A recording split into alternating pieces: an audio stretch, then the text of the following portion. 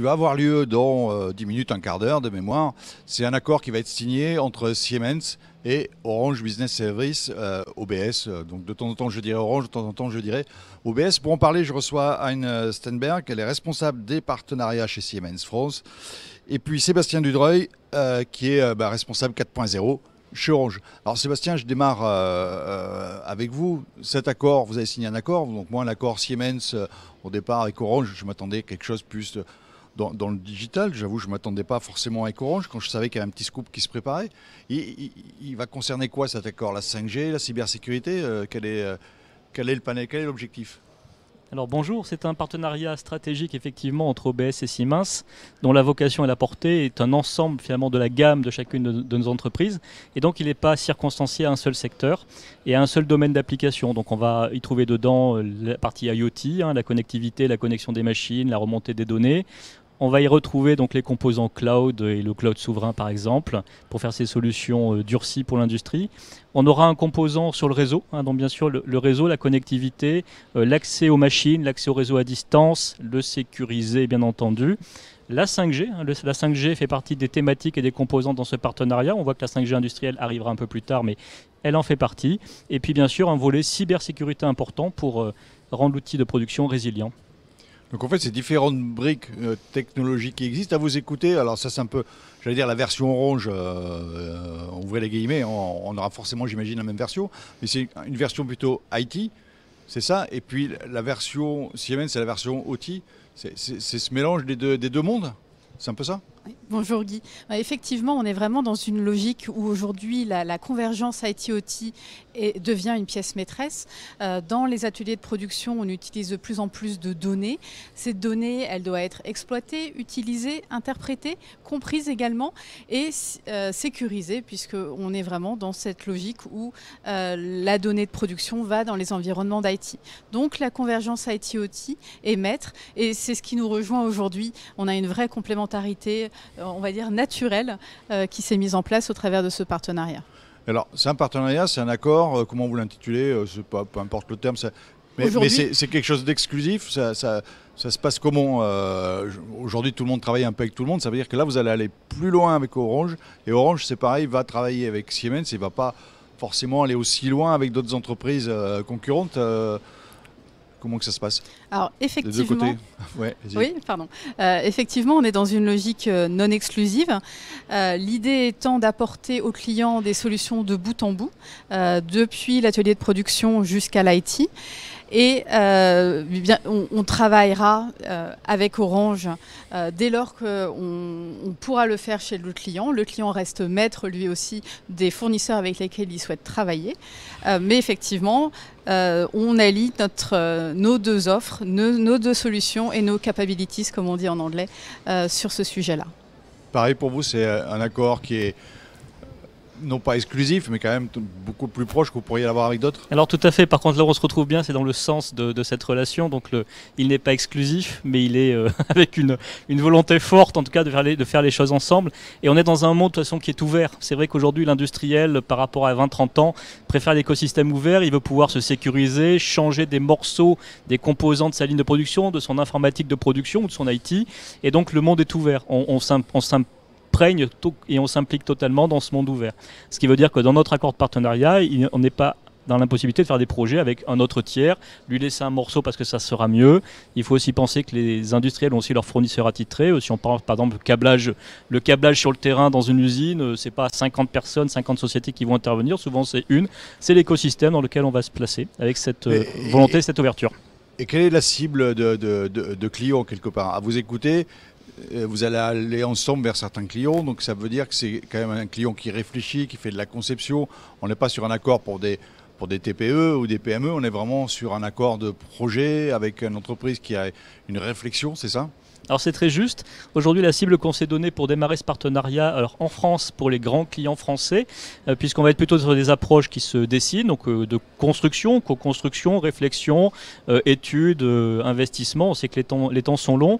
Par contre, ce qu'on s'est dit aussi, une fois qu'on avait démarré cette histoire avec les grands clients, on va l'étendre aux clients de taille intermédiaire. Je ne parlais pas des très petites entreprises, je ne pense pas que ce soit la cible, mais les clients du SBF 120 et au-delà sont dans notre cible parce qu'on fera hériter globalement des savoir-faire savoir-faire, de notre retour d'expérience dans la façon de décliner ce partenariat. Mais aujourd'hui, pour être efficace, on le cible, hein, on le target, comme on dit, sur une cible de clients et les grands clients. Donc là, c'est quoi, une quarantaine de clients? Alors c'est une quarantaine de clients dans le portefeuille. On prend 40, 120, enfin voilà, par rapport un peu à la bourse, mais c'est ça, c'est une cinquantaine de clients principaux. C'est l'ordre de grandeur avec les grands noms français qu'on peut connaître de l'ensemble des domaines. Qui est gagnant dans cet accord? Enfin, on cherche toujours. Normalement, tout le monde dit c'est gagnant-gagnant. Mais qui est gagnant? Parce qu'en fait, c'est vrai, comme on m'en parlait, en fait, on parlait des grandes entreprises, les 40, 50 plus grandes entreprises en France. En fait, vous les avez déjà comme clients, j'imagine, en tant que Siemens. En tant qu'Orange, OBS, vous devez déjà les avoir comme clients. Ça veut dire que c'est en interne, c'est chez eux, où ça ne perd pas, où c'est devenu tellement gros qu'ils ne discutent pas, qu'ils ne savent pas qui est le voisin. Enfin, c'est un petit peu tout ça? Oui, c'est effectivement un peu tout ça. On est dans une logique, effectivement, partenariat gagnant-gagnant. C'est comme ça qu'on a essayé de le construire avec Sébastien, parce qu'on a tous les deux, autant Siemens qu'OBS, intérêt à travailler ensemble. Pour Siemens, on a vraiment un intérêt fort. Déjà d'une part pour l'ouverture vers l'IT. Aujourd'hui on travaille avec les IT, mais c'est vrai que nous de notre côté on a quand même plus la vision OT. Donc avoir accès à un carnet d'adresses élargi avec les cibles IT d'une part. D'autre part, tous les aspects de connectivité, réseau, 5G. Aujourd'hui on propose des offres et des solutions 5G. Ça commence en tout cas à démarrer. Mais en France on sait bien que le leader incontesté ce sera OBS Orange. Donc cette alliance, elle a vraiment un intérêt double. Et pour nos clients, bien évidemment aussi, c'est cet accompagnement de bout en bout. C'est la possibilité d'avoir deux acteurs majeurs, deux leaders incontestés sur leur domaine, qui s'allient et qui leur proposent la meilleure offre possible, et avec de l'expertise et surtout de la confiance. Pour OBS, je laisse Sébastien s'exprimer. Ça rejoint bien sûr totalement pour OBS. Moi, je fais juste une remarque. On a les mêmes clients, mais on n'a pas les mêmes contacts clients. Je pense que c'est ce que Anne vient de dire. C'est ce que je voulais dire, oui, c'est ça. Voilà. Et donc, nous, on parle effectivement plus à l'IT, au RSI, du compte industriel et peut-être moins aux opérations. Siemens fait un peu l'inverse. Et donc, ce que l'on y voit beaucoup, nous, c'est gagner en facilité. Alors, Siemens et nous, mais gagner en facilité pour proposer aux clients... J'allais dire les meilleures solutions, ça c'est peut-être un peu ambitieux, mais en tout cas une facilité de relation pour que ces projets qui doivent mener deux cultures, deux mondes, les opérations, l'IT, puissent se mener le plus simplement possible entre deux acteurs qui se parlent déjà beaucoup et qui laisseront le client, du coup j'espère, satisfait d'une co-réalisation commune. Mais ma question au départ, en fait, c'était ça, c'est-à-dire que vous avez contact avec le DSI, enfin le côté IT, vous avez le contact du côté OT, mais ça veut dire que dans ces entreprises-là, ça veut dire que le DSI, il ne discute pas assez avec l'OT, c'est ça? Et comment vous allez concrétiser cet accord? Vous allez voir un client, vous avez un client, vous appelez Siemens, enfin, comment vous allez le manager ça? Alors, les choses se structurent, l'industrie je ne sais pas si elle a changé de paradigme. En tout cas, dans les contraintes que doit adresser l'industrie aujourd'hui, il y a la question de la cybersécurité, il y a la question de la protection des ressources environnementales. Et donc rien que ces deux-là, et je pense que ces deux-là, rien que ces deux-là ont amené les comptes industriels à se structurer avec des directions centrales qui sont obligés de travailler avec les usines. Là où avant l'usine avait son PNL et puis son objectif, elle était la meilleure, elle gagnait la production et on ne regardait que ça. Aujourd'hui, elle est obligée de s'insérer dans un monde plus compliqué et elle prend du central un certain nombre de corps de métier qui viennent l'aider. Et donc aujourd'hui, on aura la capacité, j'espère qu'on le fera bien, mais on aura la capacité d'aider ces deux mondes-là à se rapprocher. On va y aller avec modestie, mais aider ces deux mondes-là à se rapprocher, parler le langage des opérations et des solutions d'opération, parler le langage de l'IT et avoir le lien, la main-d'œuvre qui va pouvoir permettre de faire ces projets. Parce que dans l'accord de partenariat, on n'a pas parlé des personnes, mais on a parlé des domaines technologiques ouverts. Mais les personnes, ce sont des chefs de projet, ce sont des gens qui vont faire du conseil et de l'accompagnement en digitalisation. Et puis, bien sûr, après, plein d'experts techniciens spécialisés qui mettront en œuvre. Voilà. Mais dans ces corps de métier-là, on pense qu'il y a dans notre rapprochement la possibilité de faciliter la mise en œuvre des projets. Voilà, concrètement, de cette façon-là. Et là, c'est vous qui allez voir quand même le client. Enfin, souvent, vous allez quand même voir le client s'il n'a pas un projet ou comment ça se passe. Vous parlez de développement durable. Bon, une entreprise réfléchit au développement durable. Comment elle va penser à l'un ou à l'autre? Comment elle va savoir que l'ensemble, en fait, pourrait lui apporter quelque chose qu'elle ne sait pas aujourd'hui? je ne sais pas si vous comprenez ce que je veux dire. Absolument. C'est pas évident de faire. Alors ça démarre par des moments comme celui que l'on vit en ce moment, c'est faire connaître. Donc déjà merci de nous prendre, de nous accepter. Là on se fait connaître notre proposition de valeur, enfin, le partenariat. C'est-à-dire que faire connaître la proposition de valeur, c'est autre chose. Viendra le temps ensuite des rendez-vous clients. Donc on ira ensemble voir nos clients et on prendra les rendez-vous ensemble pour les présenter la proposition de valeur.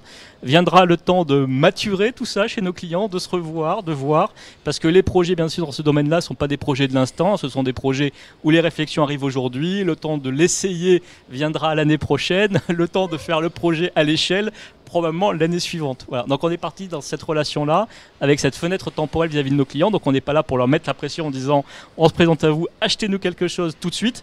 On est là pour montrer ce que les 2-3 prochaines années vont permettre de faire naître avec eux. Et bien sûr à leur écoute, parce qu'on propose un contenu dans ce partenariat, et on va bien sûr, nous, acteurs du partenariat et de la stratégie, le faire vivre, l'amender en fonction de ce qui fait écho aux chances chez nos clients. Je ne sais pas si tu veux rajouter quelque chose, Anne. C'est ça, Anne, c'est vraiment du long terme. Quelque part, c'est quelque chose à long terme, à faire connaître. Et merci d'avoir choisi Global Industries pour signer l'accord. Après le passage du Premier ministre ce matin, l'accord cet après-midi, c'est une journée pleine. Oui, on est vraiment ravis d'être là aujourd'hui. Et oui, je voudrais juste compléter le message de Sébastien. On est dans une logique où on a la chance, et OBS et Siemens, de proposer des offres qui sont en perpétuel renouvellement. On est capable de prendre des différents chemins et de monter en compétence sur beaucoup de sujets. Et c'est cette chance qui nous allie aussi, c'est-à-dire qu'aujourd'hui on a conçu des cas d'usage qui sont le reflet de l'industrie aujourd'hui, mais on sera dans le futur à même à nous adapter et à faire en sorte que ces cas d'usage évoluent pour répondre au mieux aux attentes du marché et de nos clients. Alors là, vous m'avez parlé d'un accord franco-français, c'est ce dont on parle depuis tout à l'heure. Le CAC 40, 50 grandes entreprises. Bon, toutes ces entreprises, elles sont mondiales aujourd'hui. Tout à fait. Chacun est installé quelque part dans tous les pays. Comment ça se passe? C'est un accord franco-français. Vous avez essayé tranquillement de le faire migrer. Il y a la volonté de chacun de le faire, pas de le faire. Comment vous voyez c'est du long terme, j'ai bien compris, donc ça ne va pas être aujourd'hui. Mais, bon, est-ce qu'en Allemagne, on va avoir le même accord, quoi? Alors, c'est une question très intéressante et qui aujourd'hui est étudiée à des plus hauts niveaux que nous en France.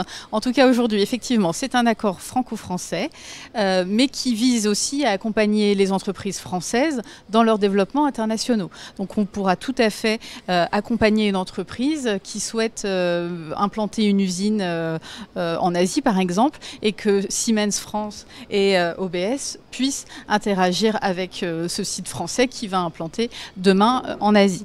Ça c'est le premier point. Le deuxième point, c'est qu'effectivement on va faire des petits. C'est vrai qu'au niveau Siemens et puis OBS, on a ce premier partenariat français donne des pistes et fait en sorte que dans les autres pays, il y ait des initiatives identiques. Donc pour l'instant, rien n'est signé, mais effectivement, c'est un premier pas pour un rapprochement plus global. Et ça, côté Orange, c'est pareil, ça fait partie un peu de la réflexion au départ en disant on sera forcément obligé d'aller un peu plus loin. Donc Absolument, parce qu'on est deux sociétés mondiales. Pas forcément implantées de la même façon, mais on est deux sociétés mondiales qui voulons accompagner des clients mondiaux. Donc la question se pose. Et puis on est tous équipés d'une équipe commerciale locale dans chacun des pays. Donc bien sûr, la question de l'extension se pose et elle sera résolue en temps utile. Mais on a déjà en fait, le partenariat ne remplace pas la relation que l'on avait précédemment avec Siemens. Elle ne remplace pas, elle vient la compléter.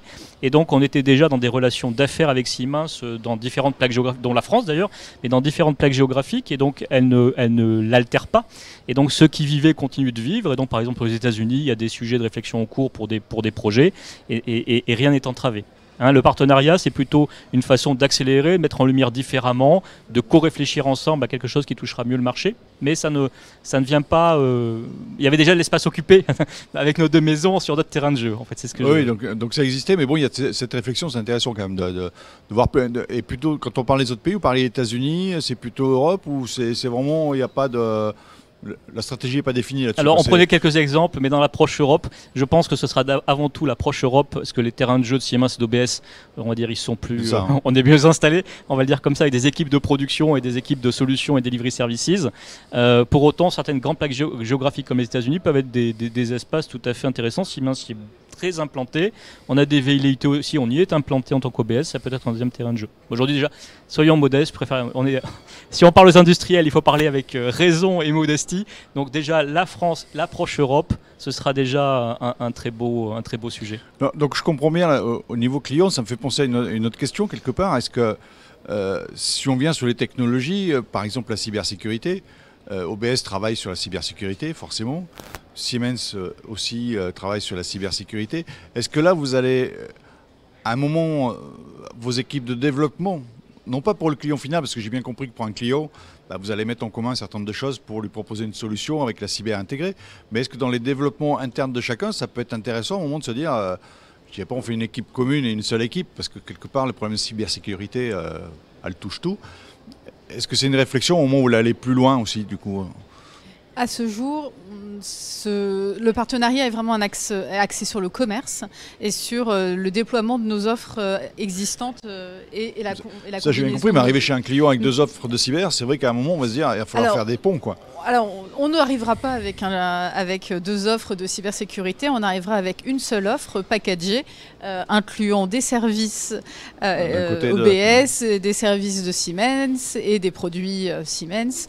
Mais effectivement, on n'est pas dans une logique où on va présenter 2 offres.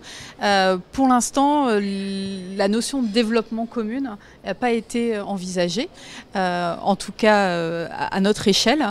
Et puis pour tout ce qui est aujourd'hui développement d'offres, on préfère commencer petit, tranquillement, step by step, et puis pourquoi pas, dans un deuxième temps, envisager ce genre de développement. Oui, c'est-à-dire que si vous avez vraiment des gros clients qui à un moment vous font presque dessiner une offre pas nouvelle, mais qui intègre les deux et qui pousse un petit peu les développements à faire quelque chose d'un peu spécifique, quoi. Absolument. Ça sera une possibilité. Alors, cyber, vous avez parlé de 5G au début, c'est peut-être aussi l'occasion, parce que sur la 5G, on en parle beaucoup. Vous avez dit que chacun avait une offre sur la 5G. Ça donne quoi aujourd'hui la 5G? Parce qu'on en parle beaucoup. Concrètement, non pas qu'il y ait un côté frilosité, je pense pas, mais il y a des réflexions qui se font. Est-ce qu'on prend de la Wi-Fi? Est-ce qu'on prend du filaire? Enfin, il faut mettre la 5G, on peut mettre la 5G partout. Mais comment vous sentez ce marché aujourd'hui? Je sais que chez OBS, vous faites des tests, que ce soit chez Lacroix ou ailleurs, etc.